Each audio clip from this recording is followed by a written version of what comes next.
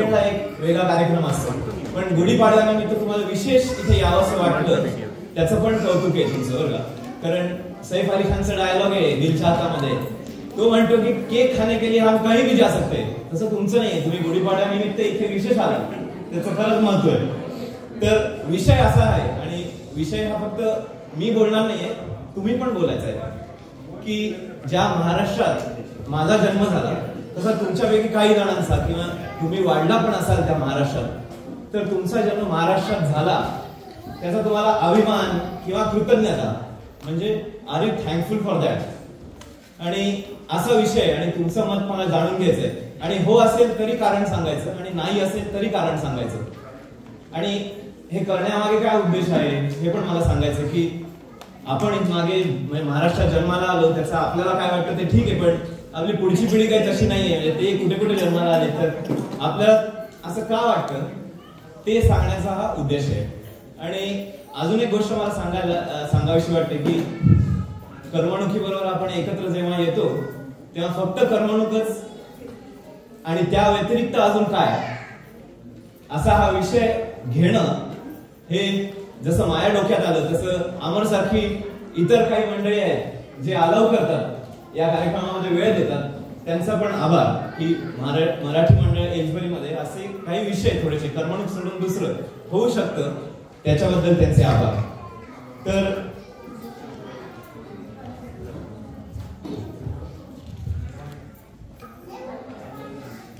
म्हटल्याप्रमाणे केवळ मी बोलणार नाही आहे, तर हा प्रश्न जर का कोणी मला विचारला की out of the numerous places that I could have born, म्हणजे आपण काही डिसिजन नसतो आपला की आपण जन्माला कुठे येतो ते काही आपल्या हातात नसतं, पण महाराष्ट्रातच आपला जन्म झाला त्याच्याबद्दल अभिमान किंवा कृतज्ञता वाटते का, असा प्रश्न मला विचारला तर मी ठामपणे हो म्हणेन, नो डाऊट की महाराष्ट्रात जन्म हा स्पेशल आहे. कारण महाराष्ट्रात काहीतरी आहे स्पेशल असं माझं मतच आहे. कारण काही उदाहरणं मी तुम्हाला सांगतो. सोपा प्रश्न विचारतो, तुम्हाला वाटतं की युकेचं पॉप्युलेशन साधारण 60 ते 80 मिलियन पकडून चला, तुमच्यापैकी कोणाला माहितीये का महाराष्ट्राचं पॉप्युलेशन किती आहे? एस्पेशली मुलांमध्ये कोणाला माहितीये का?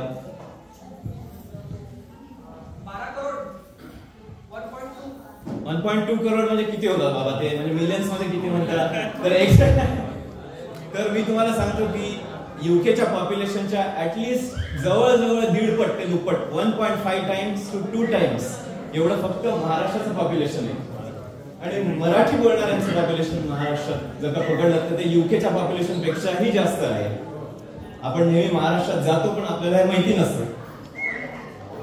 तर महाराष्ट्र हा एक स्टेट आहे भारतामधला, आणि तुमचा विश्वास बसणार नाही की out of the numerous states in India Maharashtra असा स्टेट आहे ज्याची जीडीपी पहिल्या किंवा दुसऱ्या नंबरवर असते भारतात. So if you go for the growth domestic state product of all the states in India, first किंवा सेकंड नंबरवर महाराष्ट्र असतो.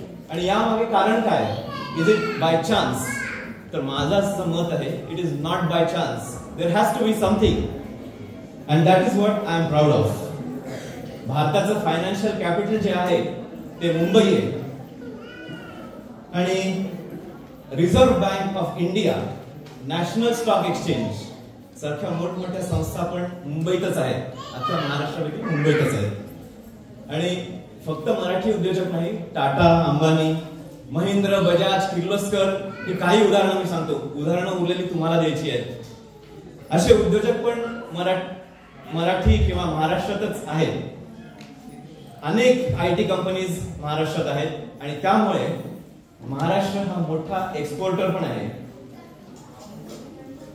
तुम्हाला माहिती नसेल पण ऑटोमोबाईल इंडस्ट्रीचा हब पण महाराष्ट्रच आहे.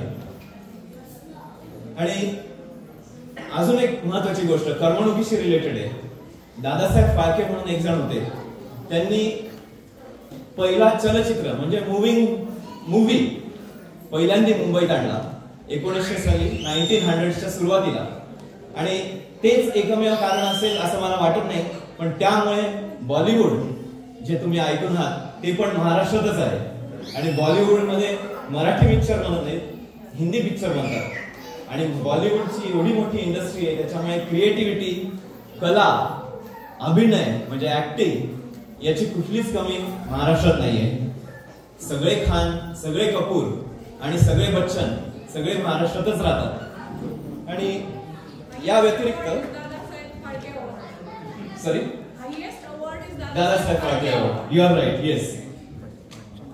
आणि म्हणजे मराठी ऍक्टर्सची तुम्हाला नावं माहिती असतील आणि जे आता आहेत, अशोक सराफ किंवा सचिन पिंगळे, कितीतरी ऍक्टर्स आहेत. मी सगळ्यांची नावं घेणार नाही, तुम्हाला विचार करायचा आहे त्याबद्दल.